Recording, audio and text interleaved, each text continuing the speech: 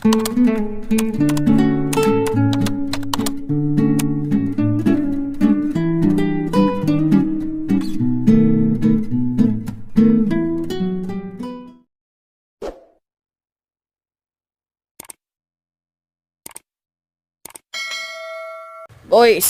chill.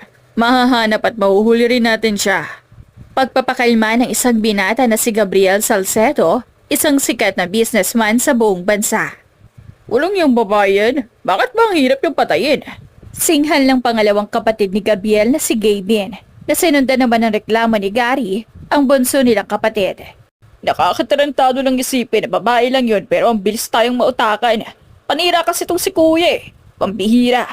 Masusundan pa sana natin yun kung hindi siya dumigil. Pwede bang huwag na lang kayong magsisiyan? Wala namang mangyayari kung magtatalo lang kayo. Anitong si Gabriel sa dalawa niyang kapatid. Ano ba ang dapat nating gawin? Tanong nitong si Gavin dahilan para lingunin siya ni Gabriel. Magplano tayo ng bago. Abangan natin siya. Pero panigurado magdadala na siya ng mga kasama.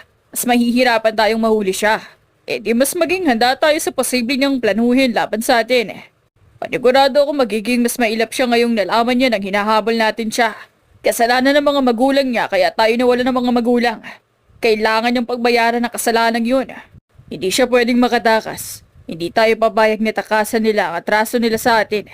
Ikaw na kaya magplano kuya. Kapag si Kuya Gavin kasi lagi napupurnada eh. Kapag ako naman na nagpaplano, laging mali ang pasok. Kaya ang ending, hindi tayo nagtatagumpay. Iisang babae na nga lang nahuhulihin natin, nahihirapan pa tayo. Kilalang kilala ko ang babaeng yun. Hindi yun basta-basta gumagalaw ng walang kasama.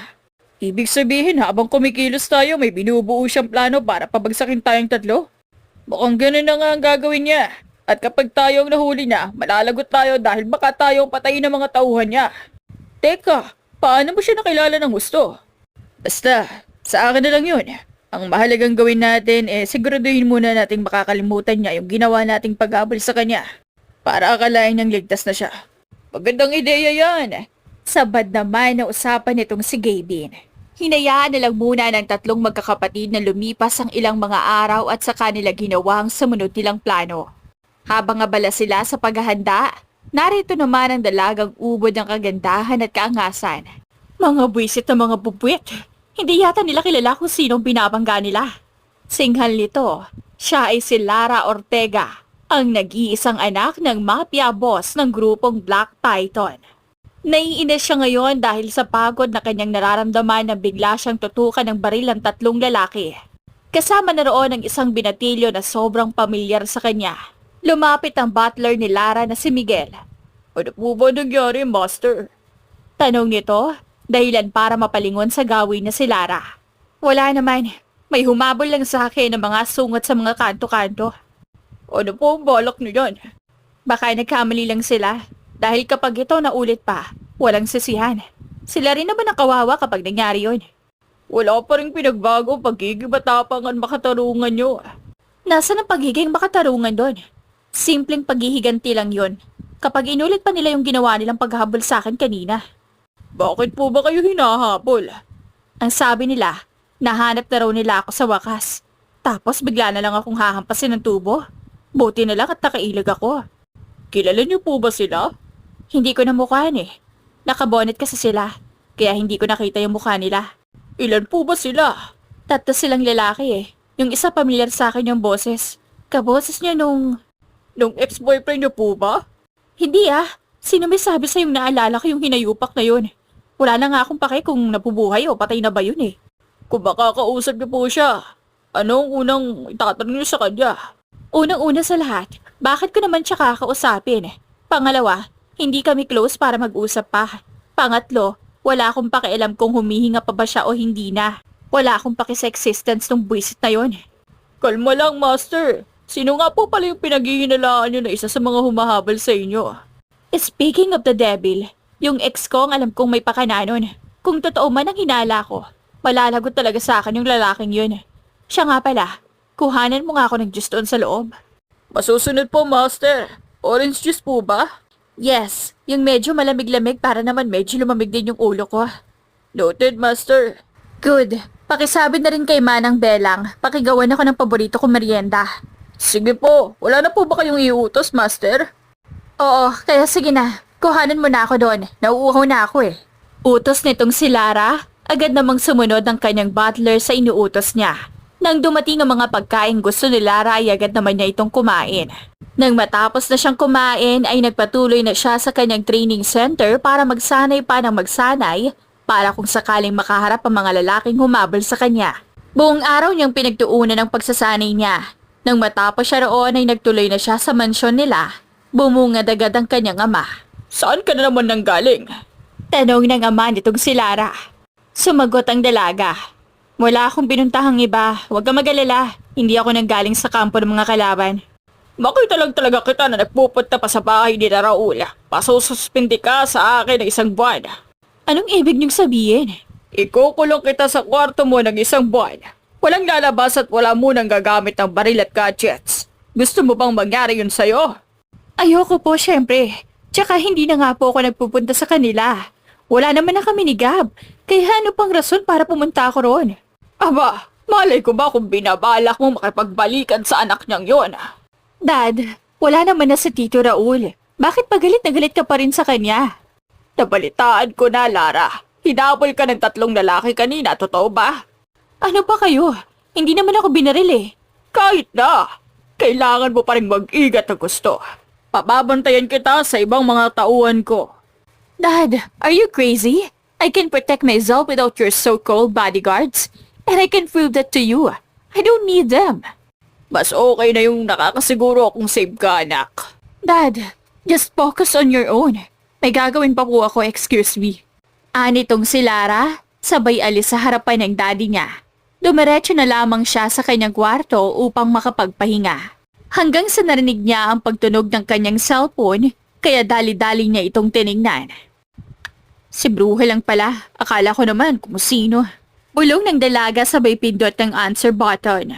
Oh, anong kailangan mo? Bungad agad ni Lara sa kabilang linya na agad namang sinagot ng kanyang katawagan. May nakuha akong information ng ex-boyfriend mo, Lara.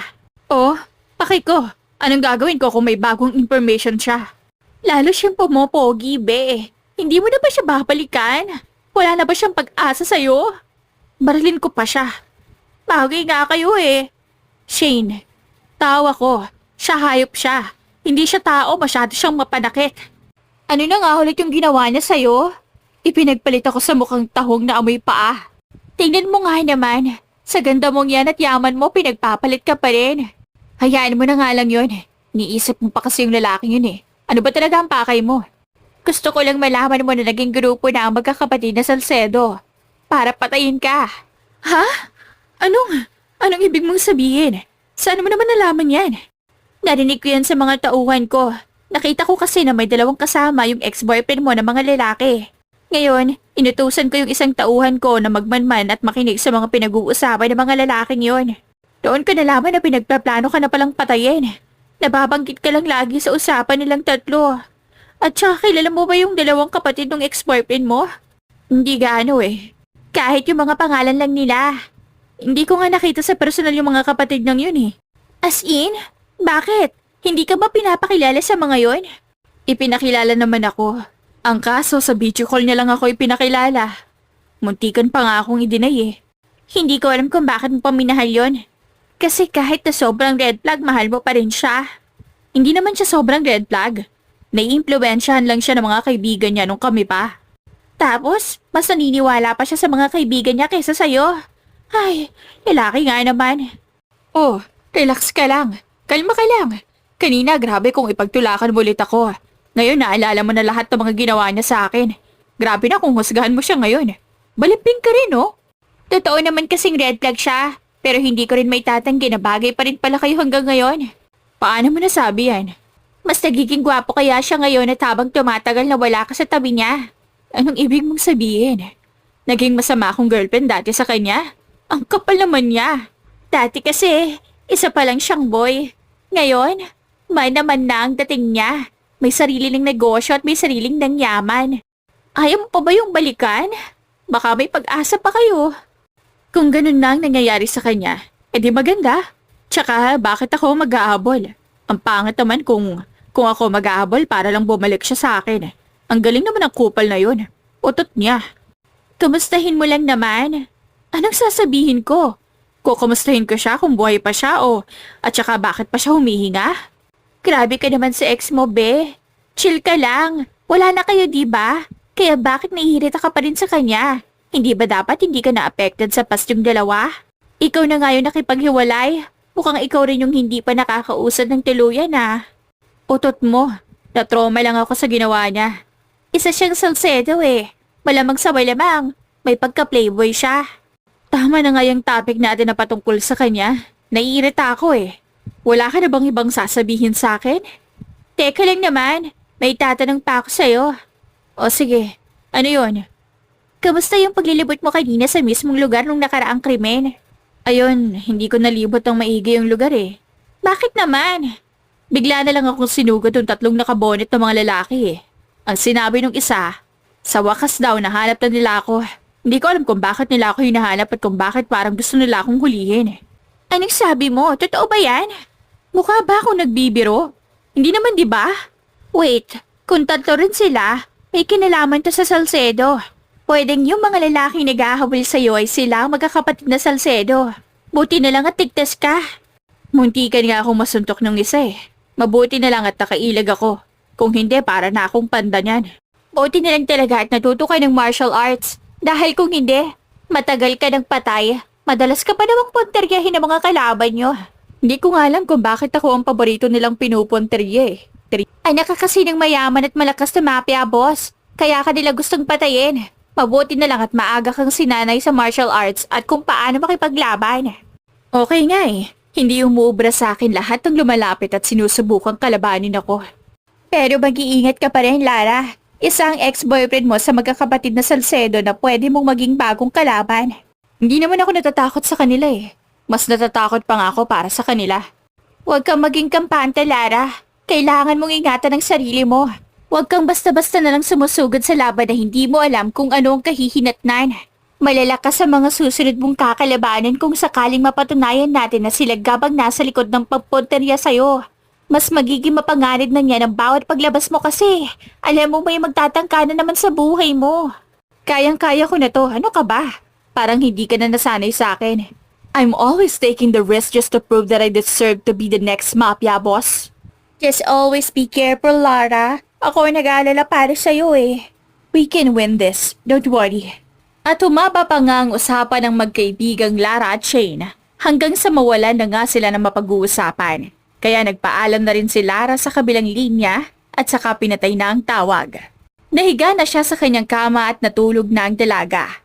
Kinabukasan, nagkaroon ng schedule sa pagdalo muli ni Lara sa isang sikat na lugar. Kaya agad na siyang pumunta rito para tingnan. Isa itong isla na may 3 karatig na isla. Gusto niyang bumili ng isla para doon muna magtago. Pero sa kasamaang palad, nakita niyang muli ang 3 lalaking humabol sa kanya nung nakaraang araw. Shit! Anong ginagawa nila dito? Natatarantang naiinis na bulong ni Lara habang titig na titig siya sa 3 lalaking unti-unting lumalapit sa gawin niya. Nang makalapit na ang mga lalaki ay akmang hahampasin na sana ng isang lalaki ang ulo ni Lara. Buti na lamang ay nakaiwas siya dito. Pero hindi pa doon nagtatapos. Inulit-ulit pa ng lalaki ang mga galaw niya para lang matamaan ang ulo ni Lara. Pero hindi nagtagumpay ang lalaki. Tumakbo ng mabilis si Lara at hinabol naman siya ng 3 lalaki. Hanggang sa tinawagan na niya ang kanyang mga kasamahan para tulungan siya. James! Carl!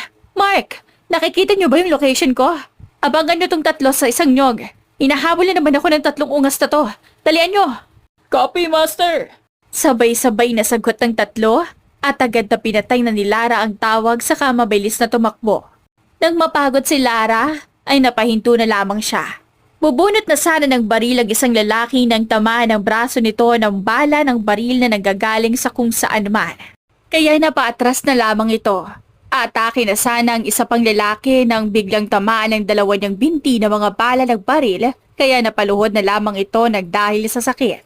Ang isa namang lalaki ay nagmamakaawa na kay Lara at nabosesa niya ito. Pero kailangan niyang magpanggap na hindi sila naging close noon. Ikaw pala yan. Nice to see you again, Gabriel. Nang tawagin ni Lara sa alam niyang pangalan ng lalaking kasama ng dalawa pang lalaki ay bigla nitong hinubad ang suot na itim na bonnet sa kanyang ulo.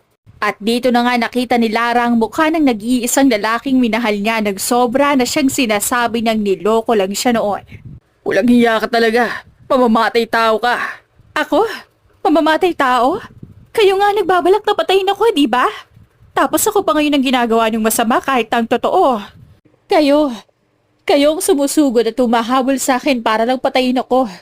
How dare you? Your father killed our parents. What? Ano? Imposibleng hindi mo alam ang tungkol dito. Lara, tatay mo ang may kapangyarihang magpapatay ng kahit na sino. Kaya imposibleng wala kang alam dito.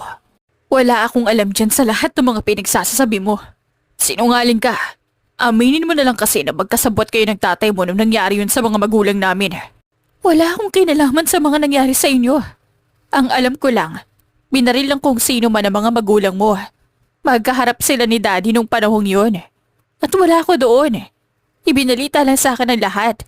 Gab, hindi ko nga kinakausap si Daddy patungkol sa mga plano niya eh. Kaya wala kang karapatang magbintang. Dahil kahit patunay, wala ka. Ang lakas ng loob niyong magbalak na patayin ako. Without knowing na lahat kayo, kaya kong ipapatay. Hindi na magiging bago sa amin yan. Kilala ka bilang anak ng mafia boss. Kaya mamamatay tao ka. Wala kang puso. Bakit?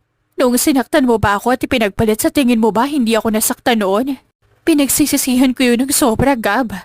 Nagsisisi ako na minahal kita ng sobra. Napakunot na lamang ang mga noo ng dalawang kapatid ni Gabriel at napatitig sa kanya. Bagets kayo ng babaeng to? Tanong nitong si Gabin sabay turo sa gawin ni Lara. Tumango si Gabriel. Oo, minsan ko siyang minahal. At nang dahil lang sa isang hindi pagkakaintindihan, bigla akong hiniwalayan. Sagot niya sa kapatid sabay lingon ulit sa gawin ni Lara. Agad na sumabat sa usapan ng dalaga.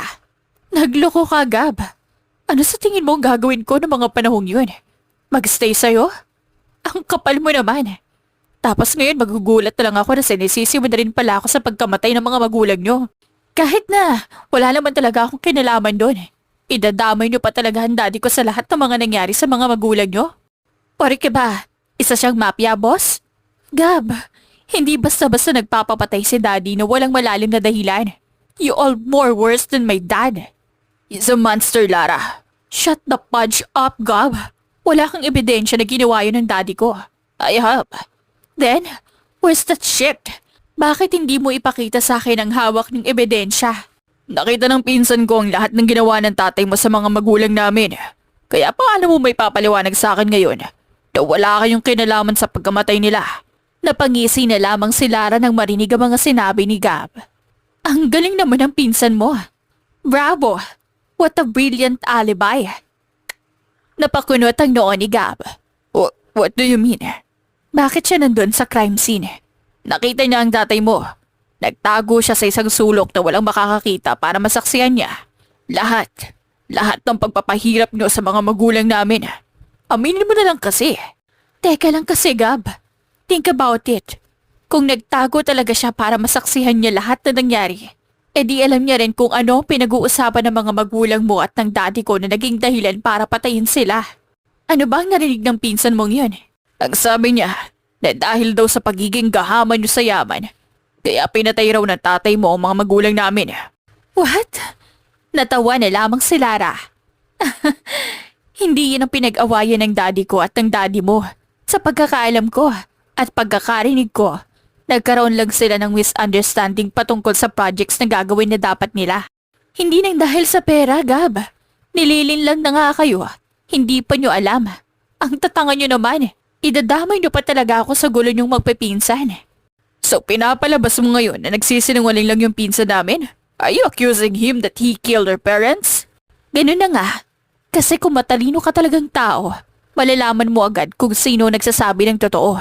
Tsaka, makikita siya ng mga sniper ng grupo namin at malaki ang posibilidad na makikita siya kahit nasaan pa siya magtago. Sa mismong location ng crime scene. Panigurado akong hahanapin siya ng hahanapin hanggat hindi siya napapatay ng mga tauhan ng daddy ko. Kaya imposibleng kami ang pumatay sa mga magulang nyo. May iba pa kaming target na kalaban at mas iniintindi namin yun ngayon. Please, huwag na kayong dumagdag pa sa problema namin. Pambihira naman oh. Saka nyo na lang ako patayon kapag napatunayan na yung nagsisinungaling ako. Ang mas mabuti nyong gawin ngayon, hanapin nyo at alamin nyo ang tunay na pumatay sa mga magulang nyo. Huwag nyong isisi sa amin ng daddy ko ang pagkamatay nila. Dahil kahit kailan, hindi pumatay ng tao ang grupo namin ng dahil lang sa pera. May pera kami. At baka nga mas mayaman pa kami kaysa sa inyo. Kaya please, hindi namin yun kailangan. Sige na, mauna na kami ng mga kasamaan ko. May appointments pa kaming kailangan pagtuunan ng pansin. Sige na, mauna na kami. Mag-iingat kayo sa mga galaw ng target nyo. Hindi nyo alam kung may nakapaligid ditong tauhan niya at pinagmamastan kayo. Dire-diretsong sabi ni Lara, sabay patakbong umalis sa harapan ng magkakapatid. Sumunod na rin ang mga tauhan ng dalaga sa kanya, pero bago makalayo ng tuluyan si Lara, ibinilin niya ang dalawang mga kapatid ni Gabriel na dalhin ang mga ito sa malapit na ospital para matanggal ang mga bala sa katawan ng mga ito. Bayad na rin ang lahat kaya wala nang dapat ipag-alala si Gabriel. Kinabukasan, maagang pumunta ang magkakapatid sa rest house nila sa San Mateo para doon muna magpagaling sina Gavin at Gary. At dito na rin pumasok ang usapan nila patungkol sa tunay na pumatay sa mga magulang nila. Naniniwala ka ba sa lahat ng mga sinabi ng babae yun, Kuya Gab? Tanong nitong si Gary. Walang emosyong sumagot si Gabriel. Kilala ko si Lara. Hindi magpapaliwanag ng ganun kahaba yun kung may kinalaman talaga siya sa isang bagay. Dahil agad niyang aaminin kung ano man ang ginawa niya. Pero pwede niyo tayong nilangin, Kuya. Nilingon ni Gabriel si Gary. Paano nasabi yan? May pruweba ka ba na nagsisinungaling siya? Dahil masama sila ng buong ang kanya, Kuya. Mafia boss ang tatay niya. At siya ay katulad din nila. Hindi mo kilala ng lubos si Lara, Gary. Hindi siya ganun kasama. Dahil nakasama ko siya ng 3 taon. Kaya, kaya kong patunayan na hindi siya katulad ng mga inaakala nyo. Wow! Paano ka nakakasiguro na totoo nga lahat ng mga sinabi niya, Kuya? Gumising ka nga sa katotohanan ng masasama silang tao. Huwag mong haluan ang nakaraan mo para lang protektahan at ipagtanggol siya sa amin ni Kuya Gavin. Isa lang ang kailangan muna natin gawin sa ngayon. Ano naman yun? Ako na ang bahala doon. Dito na muna kayo. May pupunta lang akong tao. Ani Gabriel saka umalis na sa rest house nilang yon. Walang kaalam-alam mga kapatid ni Gabriel na pupuntahan niya si Lara para alamin ang lahat-lahat. Ilang sandali pa ay nakarating na rin siya sa mansyon nila Lara. Saktong pagkababa ni Gabriel sa kanyang kotse ay siya namang paglabas ni Lara mula sa mansyon. Dahilan para magkasalubong ang mga mata nila. Agad namang nilapitan ni Lara ang kinatatayuan ni Gabriel na nasa labas ng kanilang gate. Anong ginagawa mo dito? Diretsong tanong nitong si Lara. Bumuntong hininga si Gabriel bago sinagot ang katanungan ng dalaga. Nandito ako. Hindi para manggulo. Nandito ako para makausap ka. Para saan? Para pagbintangan na naman ako? Para paaminin na naman ako sa kasalanan ni minsan hindi ko naisip na gawin? Hindi. Pumunta ako dito para sana humingi ng tulong. Gusto kong ako mismo makakaalam ng katotohanan. Oh, ano pa ngayon ang tinatayo-tayo mo dyan? Pumunta ka na sa bahay ng pinsan mo. Ask your cousin. Face that bastard. I can do that alone. Nasaan nga pala sa tito? Bakit? Kakausapin mo siya? Yeah, I need to talk to him. I don't think he will gonna talk to you. Bakit naman? But I need to talk to him about this. I've been hurt because of what you did to me. Do you think my dad will have a care about your situation now? I think you should leave. Baka bigla ka pa niyang barilin kapag nakita ka niyang nandito. I just wanna know my cousin's location right now. Ako nang bahalang tumapos sa kanya kapag napatunayang pakana niya pala ang lahat na nangyayari sa mga magulang namin. Fine. Talk to Mr. Thompson. Siya ang may hawak ng tracking monitor at tracking devices. How can I talk to him? Pupuntahan ko na lang siya kung nasan man siya. Nasa Tano Street siya. Puntahan mo na lang siya doon. Saang banda siya nakatira doon? Nasa bandang kanan. Pangatlong bahay na doon. Copy. Thanks. Mag-iingat ka. Madalas ang daan, maulan pa naman. Lagi naman ako nag-iingat eh. Ikaw nga, sobra kitang iniingatan doon. Bumitaw ka lang agad. You're such a liar. Get the hell out of here. Soon, I'll pursue you again to be my wife. In your dreams. Ashmole, umalis ka na nga dito. Sinisira mo lang ang araw ko eh. Bye my women. See you soon na dial. Shut up, playboy. You deserve to be alone forever. Tugon ni Lara sabay sakay sa kanyang mamahaling itim na sports car. Nang matapos ang naging usapan nilang iyon ni Gabriel, dumiretso na agad siya sa sinasabing tao ni Lara. Buti na lang at hindi kalayuan ang bahay ng lalaking tinutukoy ng dalaga at agad namang nakarating dito si Gabriel. Nang makarating si Gabriel sa tapat ng bahay ni Mr. Thompson, agad siyang nag-doorbell dito. Bigla na lamang nagbukas ang maliit na pinto sa tapat ng main gate ng bahay nitong si Mr. Thompson. Dahan-dahan namang pumasok dito si Gabriel hanggang sa sinalubong na rin siya ng isang binatilyong lalaki. Mr. Salcedo, right? Bungat ng lalaki. Tumango si Gabriel. Oh, ako nga. Bakit po kayo napadpad dito? Sino nagsabi sa inyo ng address ng bahay ko? Nakausap ko kanina si Lara at ang sabi niya, puntahan daw kita para matulungan ako. Inuutos po ba talaga ni Master? Hindi ba't hiwalay na kayo? Bakit pa nasasabihin sa inyo ang lokasyon ng bahay ko? Nagkausap kami kanina dahil naglakas ako ng loob para lang mabigyan ko ng ustisya ang pagkamatay ng mga magulang naming magkakapatid. Sige, ano po ba ang kailangan nyo sa akin? Kailangan kong matrack ang location ng bahay ng pinsan ko. May alam po ba kayong lugar na pwede nyong puntahan? Kaya nga ako nagpunta dito para malaman ko. Tapos tatanungin mo lang pala ako. Ano pang silbi na pumunta pa ako rito? Nagtanong lang naman po ako kung may alam kayo. Kasi may posibilidad na malapit lang sa lugar na yun ang kinalalagyan niya ngayon. Pwede ko bang malaman kung saan ang mismong location? Opo, pwede naman. Papag-uusapan din naman po ang payment. Magkano ba? Name the price. Okay na siguro ang 10,000 pesos para dito. Location lang naman eh, deal? Deal. Kailan natin umpisahan? Kayo na po. Tara na sa loob ng bahay ko, Mr. Salcedo, nang masimulan na natin. Mukhang importante itong taong pupuntahan nyo ah. Oo, sobrang importante niya dahil siya lang ang makakapagpatunay na wala siyang kinalaman sa pagkamatay ng mga magulang ko. Mukhang malakas po itong pinsan yung to ah. Sige po, isasama ko kayo sa private room ko para doon natin malaman kung nasan ba ang pinsan nyo. Sige, salamat. Nang makatugon na si Gabriel ay agad na silang dumiretso sa sinasabi nitong si Mr. Thompson. Napaawang na lamang ang labi ni Gabriel nang masilayan niya ang kabuuan ng kwartong tinutukoy ng kausap niya. Wow! Sa'yo lahat ng monitors na nandito? Paano ka nagkakaroon ng access sa lahat ng locations ng mga tauhan ni Lara at Mr. Ortega? Nagdahil sa AirTag at mga sasakyan ng bawat leaders at members ng grupo ni Miss Lara. Hindi lang din ako ang nakatoka sa trabahong to. 3 kami, kaya pati ako, walang takas. Malalaman at manalaman ni Master kung nasang lupalop ako pumunta. Hindi mo ba pwedeng i-disconnect lahat ng gadgets at mga sasakyan mo? Kaya ko naman, kung nasa akin lang ang main control ng system. Ang kaso, hawak yun ni Master Lara. Kaya kung magbabalak man akong magtaksil sa grupo, mamamatay muna ako, pati na ang pamilya ko bago ako makatakas. Ganyan pala kahigpit ang grupo nila Lara. Kaya naman pala kinakalaban at kinaihingitan ng lakas nyo. Oo, Mr. Salcedo. Tama nga po kayo.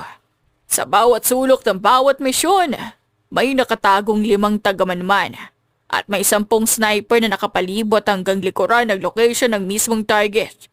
Kaya walang lulusot sa mga kamay nila, Master. Nang dahil sa narinig niya mula kay Mr. Thompson, doon na kinutuban si Gabriel na posibleng totoo ang sinasabi sa kanya ni Lara. Napabuntong hininga na lamang itong si Gabriel sa kamuling nagsalita.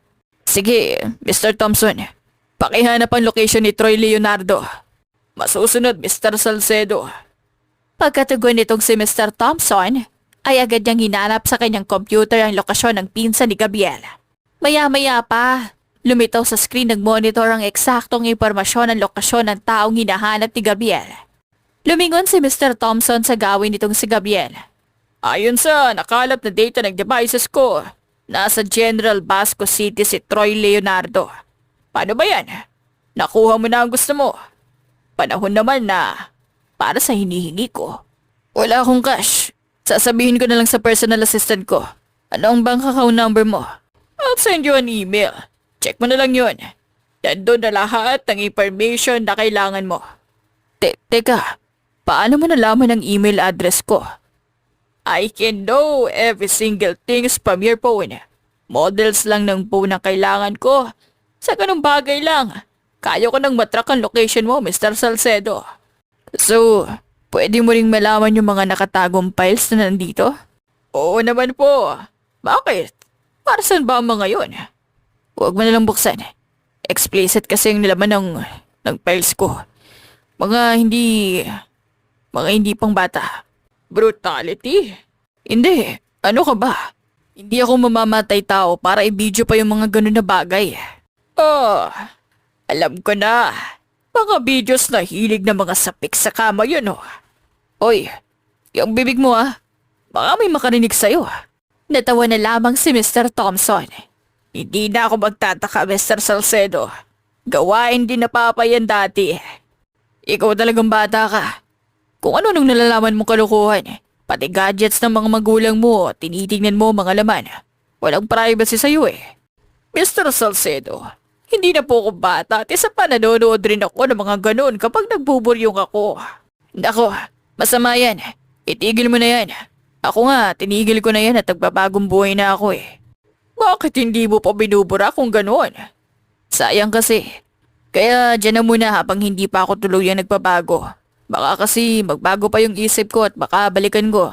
Kapag binira ko yan, manghihinayang lang ako. Nang makatugon si Gabriel saka sila nagtawang dalawa. Maya-maya pa, napagdesisyonan na ring umalis ni Gabriel sa lugar na yon at nagtungo sa lokasyong sinabi ni Mr. Thompson. Nang makarating na nga siya sa eksaktong lugar, agad niyang hinanap ang pinsan niyang si Troy. Pero mukhang mailap ito at ayaw magpakita sa kanya. Hanggang sa nagulat na lamang siya nang may marinig na mabagal na palakpak mula sa kanyang likuran. Wow! Nahanap mo talaga ang kanilalagyan ko, insan. Aning pamilyar na boses. Nilingon ito ni Gabriel at nakita niyang nakangisi sa kanya si Troy at may mga kasama pa itong dalawang bodyguard. Nanatili lamang nakalmado si Gabriel. May gusto lang naman akong itanong sa'yo. At ano naman yun? Nag-aksaya ka pa talaga ng oras para puntahan ako dito. Pwede mo namang sabihin sa chat. Hindi na ako magpapaligoy-ligoy pa. Ikaw bang pumatay sa mga magulang ko? Pinagsasasabi mo, Gabriel. Hindi na nga ako nagpupunta sa inyo eh. Kaya paano ko papatayin sila tito? Mag-isip ka nga. Agad kang nambibintang eh. Troy, hindi kita pinagbibintangan. Nagtatanong lang ako ng maayos sa'yo. Di ko naman sinabing pinatay mo sila, Daddy. Sa ikinikilos mo, mas lumalabas ang tunay na baho mo. Bakit? Ano ba napapansin mo? Mayaman at malaya na ako ngayon, Gabriel. Hindi ko na kailangan na pagmamalit ang mga magulang mo sa akin. Kaya kung ako sa'yo, malis ka na lang dito. May mga bagay ka bang ayaw mong malaman ko kaya umiiwas ka at pinaapalis mo na ako dito? Pinagsasasabi mo. Alam mo, pagod ka lang galing sa trabaho. Mas mabuti pang umuwi ka na lang. Baka masira pa ang araw ko sa'yo eh. Nagbago ka na nga talaga, Troy. Hindi na kita kilala. Matagal nyo na akong hindi kilala, Gabriel. Matagal ko na kayong ginagawang tanga. Anong sabi mo? Susugod na sana si Gabriel nang bigla siyang tutukan ng mga baril ng dalawang bodyguard ni Troy. Sige, subukan mong lumapit sa akin ngayon. At nang maaga ka nang sumunod sa mga magulang mo. Sigaw nitong si Troy kay Gabriel. Walang nagawa si Gabriel kundi ang umatras na lamang at agad na umuwi. Dali-daling pinatakbo ng mabilis ni Gabriel ang kanyang sasakyan at agad na nagtungo sa bahay ng kanilang mga magulang kung saan naroon ang kanyang dalawang kapatid. Nang makarating siya, agad siyang sinalubong ng mga ito. Agad naglakas loob magsalita si Gabriel. Kilala ko na kung sino ang pumatay sa mga magulang natin. At sinabi niyang si Troy ang pangunahing pinaghihinalaan niya. Nagulat at nag-init ang ulo ng magkakapatid nang marinig ito.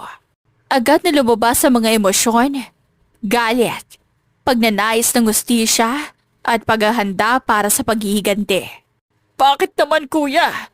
May nangyari bang hindi maganda? Tanong ni Gaby ng maaga habang si Gabriel ay nagpaliwanag na kailangan ng matinding ebidensya. Kailangan na lang natin ng matinding ebidensya para mabigyan ng hustisya ang pagkamatay ng mga magulang natin. Naglalakad ang usapan papunta sa plano nilang mabawi ang nawala at paghahabol kay Troy. Nagliyap ang galit ni Gary.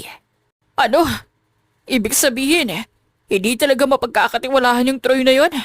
Samantalang si Gabriel ay naglahad ng lumang sama ng loob ni Troy sa pamilya at inangkin na ginamit nito ang pagkakataon para magnakaw at gumawa ng karahasan para makuha ang gusto niya.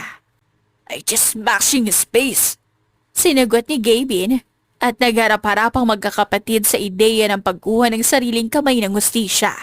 Ngunit pinaalalahanan si Gabriel na kailangan nila ng backup at planong pagproteksyon dahil posibleng may grupo si Troy na magtatanggol sa kanya. Dinala ni Gabriel ang pag-uusap sa lihim na hideout ni Lara at nagharap sila.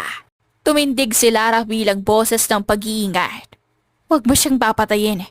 Pwede mo siyang maging susi sa katarungan na gusto mo. Pwede mo siyang gawing witness mo." Ngunit hindi agad naniwala si Gabriel at umigting ang tensyon. Sumulpot si Mercy sa gitna ng kanilang diskusyon at inihayag na may nakita siyang malaking lihim. "Si Sir Trey po ang isa sa mga pumatay sa mga magulang po niyo." Nagdulot ito ng masalimuot na pag-aalinlangan lalo kay Gabriel nang sabihin niyang kasali rin di umano sina Gavin at Gary sa pagpaplano. Nagkaroon ng malakas na pagtatalo tungkol sa kredibilidad ni Mercy at kung dapat pa siyang gawing testigo. "Paano ako magtitiwala sa kanya ha?" Galit na sambit ni Gabriel habang si Lara naman ay nagtatanggol. "Mas mabuting alamin mo muna ang buong katotohanan bago mo husgahan si ate." Nag-usad ang eksena mula sa paghahanap ng ebidensya tungo sa pagharap sa posibilidad na makasuhan ang sariling magkakapatid. "Wala kang kwenta! Hindi ka nakakatulong!" sigaw ni Gabriel. Sumagot naman si Lara ng matapang at nakangisi. "Pwes, lumayas ka dito sa lungga namin kung ayaw mong barilin ko yung bungo mo." Nagwakas ang eksena sa matinding palitan ng salita at banta na nag-iwan ng hangganan sa pagitan ng paghihiganti at pagpili ng tamang daan tungo sa katarungan. "Huwag mo akong hinahamon, Gabriel. Wala na tayo. Kayang-kaya na kitang patayin. Kapag pinatay kita sa tingin mo ba, makukuha mo pa ang hustisyang hinahangad mo? Hindi na. Mag-isip-isip ka nga naman. Panay katangahan niyang nasa utak mo eh. Sabihin mo na lang kung gusto mo pa akong tulungan o hindi na. At na makaalis na ako." "Paano kita tutulungan kung ganyan ang ugali ang pinapakita mo sa akin? Pasalamat ka nga at kinakausap pa kita eh." "Oo, edi salamat. Tingnan mo nga naman. Wala ka pa rin pinagbago. Hambog ka pa rin hanggang ngayon. Ikaw rin naman ah. Hanggang ngayon, maasim ka pa rin." Nang marinig ni Lara ang sinabi ni Gabriel ay walang esitasyong binunot ang dalawang baril na nasa kanyang likuran at ikinasa ito saka itinutok kay Gabriel. "Ngayon mo ulitin yung sinabi mo na makatikim ka ng 5 bala mula sa mga baril ko." "Relax, nagbibiro lang ako." Anitong si Gabriel na medyo natatawa pa. "Ang hilig mo talagang inisin ako, no? May nakukuha ka bang self-satisfaction sa kakaganyan mo?" "Wala eh. Kinikilig ako kapag naiinis ka sa akin." "Kapag hindi na ako naiinis sa'yo, anong ibig sabihin nun?" "Ibig sabihin nun, hindi mo na ako mahal. Wala ka nang nararamdaman para sa akin. Hindi na umi-epekto yung pangiinis ko sa'yo at hindi mo na ako papansinin kahit nainisin pa kita. Pero hanggat nakikita kong may interes ka pa rin at pinapansin mo pa rin ako, umaasa pa rin ako na balang araw, mapapatawad mo ko sa kasalanang hindi ko naman talaga ginawa." "Bakit may pinagkakaila mo pa rin na nag-cheat ka? Kitang-kita ng dalawang mata ko yun." "Lasing ako noon, Lara. Lasing ako at hindi ko alam na may pumatong sa katawan ko. Hindi ko alam na may nangyayaring ganun. Wala ako sa sarili ko nung nangyari ang mga bagay na yun sa akin. Saka lang ako nalimpungatan nung nakita na kita. Hindi ko alam kung may inilagay sa iniinom ko ng mga oras na yun. Kaya wala talagang nangyaring cheating. Ikaw lang ang nag-iisip ng mga bagay na yun." "Paano mo may papaliwanag yung mga halik sa white long sleeves polo mo?" "Ikaw ang humalik dun sa polo ko. Nalasing tayo nun at mansa rin natin yun. Hinalikan mo ako sa pisngi, sa liig, sa collar ng polo ko, at sa mga labi ko. Nung tinanggal ko yun at inilagay sa tray, nakita mo yun kinaumagaan at syempre, lasing ka nun. Hindi mo matatandaan lahat ng mga nangyayari hanggang sa iuwi kita sa kondo ko." "Totoo ba? Nalasing ba ako talaga nun?" "Oo, hindi mo na nga matandaan na nagsusuka ka na sa banyo ko eh. Ang dami mong kalat doon at nilinis ko lahat yun. Patunayan mo munang hindi ka talaga nagsisinungaling. Kung mapapatunayan ko na ba na hindi ako katulad ng iniisip mo, may pag-asa pa ba na may balik natin yung dati?" "Hindi ko alam kung may babalik ko pa yung dating pagtitiwala ko sa'yo. Hindi ko rin sigurado kung kaya ba kitang mahalin, Gab." Pero hindi kita susukuan. Maliligo pa rin ako sa'yo ulit. Ipapakita ko at ipaparamdam ko sa'yo na hindi ko talaga kayang gawin yun sa'yo. Alam mo, ang mas mabuti pag gawin mo, ihanda mo na yung sarili mo. Dahil panahon na para iganti mo ang mga magulang mo sa lintik mong mga kapatid. Nadadamay ako ng dahil sa mga kagagawan nila eh. Nananahimik yung buhay ko dito sa isang tabi tapos bigla kayong susulpot. Barilin ko kayong tatlo eh. Kinigigil niyo ako ah. Pwede ba? Mahal kita. Pero wag na wag mong pagbibintangan ng mga kapatid ko. Mas kilala ko pa yung mga yun kaysa sa'yo. Huwag mo nga akong ikinukumpara sa mga kapatid mo. Ano bang pake ko kung mas kilala mo sila? Palabang kapatid mo nga eh, di ba? Mas matagal mong nakasama kaysa sa akin. Kaya obvious naman na kilala niyo ang isa't isa. Basta ang akin lang, mag-iingat ka sa mga kapatid mo. Bakit naman ako mag-iingat? Di naman sila mamamatay tao na tulad niyo. Kahit na anong sabihin mo, binalak pa rin nila akong patayin kaya para sa akin, mamamatay tao rin sila. Ngayon, kung ayaw mo mabigyan ng gustisya mga magulang mo, huwag ka nalang humingi ng tulong sa akin. Hahayaan na lang kitang solusyonan yung problema mo. Kaya mo na yan. Kung ganyan lang din naman, mas mabuting ako na lang muna ang tutuklas ng totoo.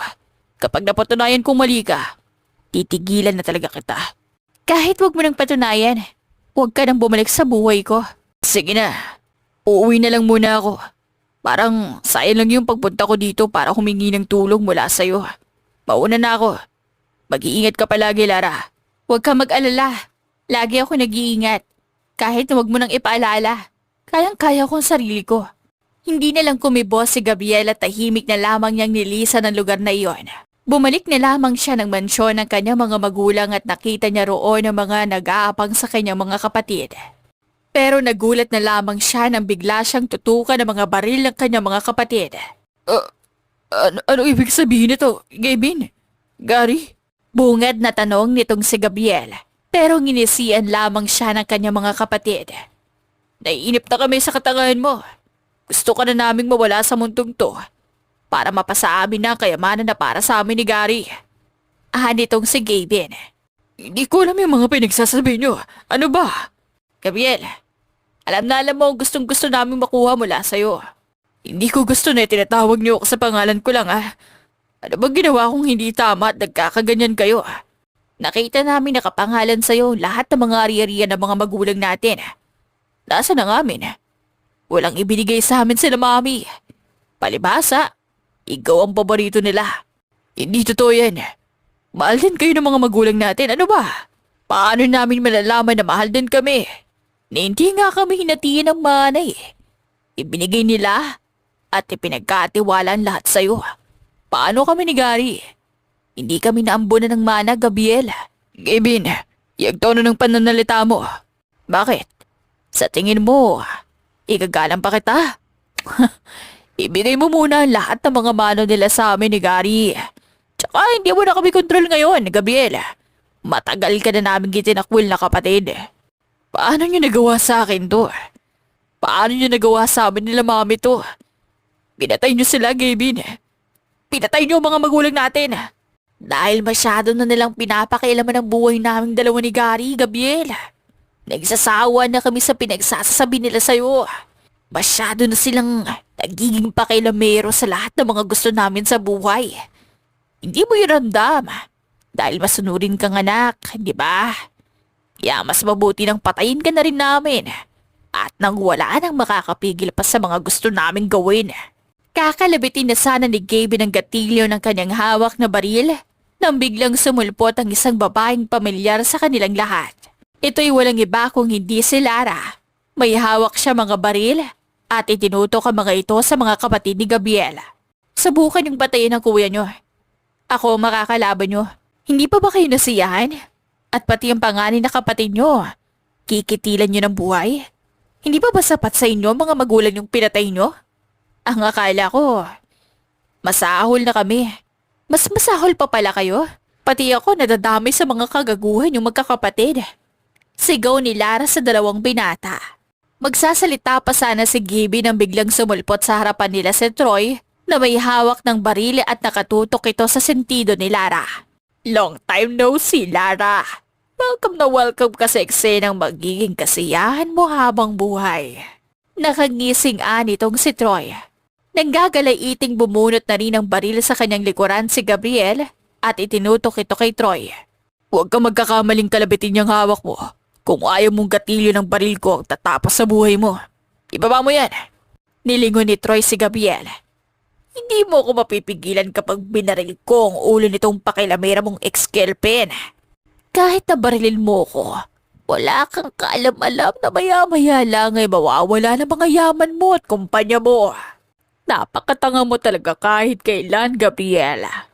Ang dali mong linlangin. Masyado ka nagtiwala sa amin. Kaya narito kami ngayon. Malapit nang ilipat sa mga kamay namin ang lahat-lahat ng nasa sayo.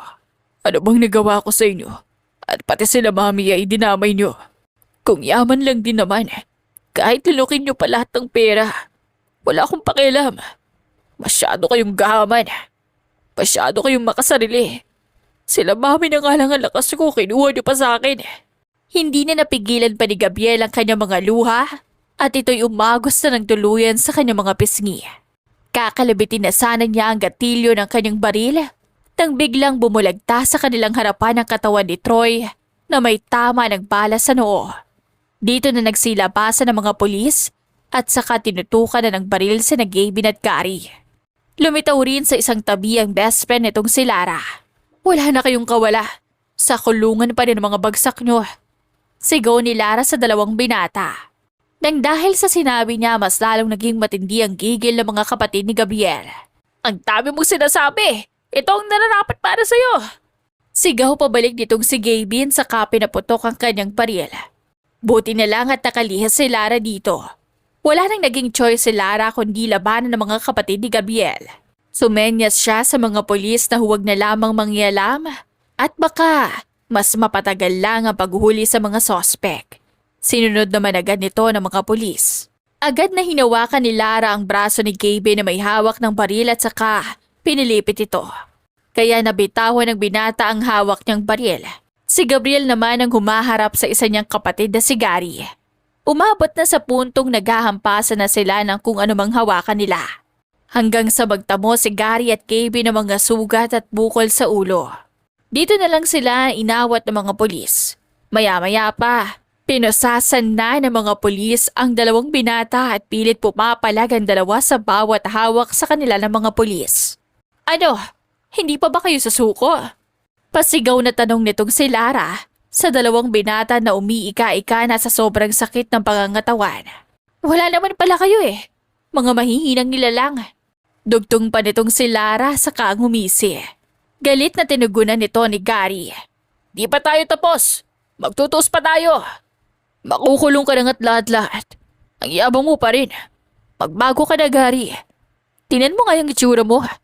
Di ka pa nakukulong, mukha ka ng preso. Manahimik ka. Gagantihan pa namin kayo. Hindi ka na makakaganti. Tanggapin mo na kasi na isa kang talunan kahit na mayaman ka pa. Ay, oo nga pala. Yung yaman na kinuha mo sa ibang tao, unti-unti na naming naibabalik sa kanila. Pati na mga yaman na pilit yung ninanako kay Gab. May babalik na rin sa kanya. Kukunin na rin namin ang lahat ng mga kinuha nyo sa amin. Kung ano ang sa amin lang din babalik ang lahat ng yun. Kakasuhan ko kayo. Hindi mo kaya, Gary. Makukulong ka na at mawawalan ka na ng karapatan sa mga ninakaw mong ari-arian sa mga magulang mo at lalong-lalo na kay Gabriel. Kung sa tingin nyo makukuha pa nyo mga bagay na nasa amin na, dyan kayo nagkakabali. Walang sino man na makakakuha ng lahat ng pagmamayari namin. Kahit buong pagkatao mo pa ang i-offer mo sa akin, kaya kong bilhin. Gary, ikaw, kailangan mo pang makipagkampihan sa mga gahaman sa yaman para magkapera ka. Yan ang isaksak mo sa kokote mo. Magkaiba tayo, Gary. Magising ka na lang sa ilusyon ng utak mo na may yaman kang kayang ipagmalaki. Wala kang alam sa lahat ng mga nararamdaman namin. Hindi na natapos pa ni Gary ang kanyang sinasabi nang bigla siyang suntukin ni Lara sa kanyang nguso. Ayaw mo manahimik ha? Ayan, para may indahin kang sakit sa bibig mo. You really deserve that strong punch. Anitong si Lara sabay ngisi. Tinitigan na lamang ng masama ni Gary ang dalaga bago sila tuluyang isinama ng mga pulis Paalis ng lugar na iyon. Naiwan sa mansyong iyon sina Gabriel at Lara. Naluluha ang binata sa sinapit ng kanyang mga magulang sa kamay ng kanyang mga kapatid na inakala niyang mapagkakatiwalaan. Napansin siya ni Lara kaya agad itong lumapit at saka siya niyakap. Lilipas din yan. Ngayon, nakakulong na si Gavin at Gary. Naibigay mo na ang hustisya para sa mga magulang mo. Ani Lara habang hinahagod-hagod ang likod ni Gabriel. Nang makabitaw si Lara sa pagkakayakap niya kay Gabriel, itong binata naman ang yumakap kay Lara mula sa kanyang likuran. Salamat sa tulong mo, Lara. Kung hindi dahil sa'yo, hindi ako mamumulat sa tunay na pag-uugali ng mga kapatid ko. Hindi ko malalaman kung sino ba talaga ang suspect sa likod ng biglang pagkamatay ng mga magulang ko. Hindi pa rin ako makapaniwala na kayang gawin yun ng mga kapatid ko sa magulang namin. Tunay mo bang mga kapatid yung mga ungas na yun? Yung totoo, hindi ko talaga kadugo yung dalawa. My parents saw them on streets selling cigarettes and some other stuffs. Naawa yung mga magulang ko. That's why they adopted them and treat them like they really belong to our family. Pinag-aral sila ng mga magulang ko sa gusto nilang mga universities. At hindi ko matanggap na magagawa nila ang lahat ng to sa pamilya ko. Kaya pala ang lalakas ng loob nilang pumatay. Hindi naman pala nila tunay na kadugo mga biniktima nila. What about your cousin? He's also adopted. Kapatid ng mami ko ang nagaruga kay Troy. Hanggang sa naaksidente ang tito at tita ko. Ayun, napunta lahat ng mga yaman nila kay Troy. Hanggang sa nagbago na ng pag-ugali yung batang yun. Baka sila talaga yung magpipinsan at planado lahat ng to bago pa nyo makilala yung tatlo. Anong ibig mong sabihin? Yung itinuturing mong pinsan, posibleng tunay na pinsan yun itong sina Gavin at Gary. Pinagkaisahan nila ang angkan mo para sa yaman na meron kayo. Paano mo naman nasasabi yan? Ano naman ang basihan mo? Tingnan mo na lang yung lahat ng mga possible reasons, Gab. Wala pa akong hinalang hindi tumatama. Alam ko naman yun eh. What if magpagawa tayo ng DNA test sa kanilang tatlo? Okay lang din naman eh. Ikaw na ang bahala dyan. Basta ako, uwi na ako. Kapag nalaman ni Daddy na nakikipagkita pa ako sa'yo, malalagot ako. Love, pwede mo ba akong bigyan pa ng isa pang chance? For what? Para may pagpatuloy natin yung past natin. Ako na ang bahala sa babaeng sumira sa relasyon natin dati. Hindi na kailangan, Gab. Mas mabuti na lang siguro yung ganito na tayong dalawa. Ang hirap kasing ibigay sa'yo ulit yung tiwala ko eh.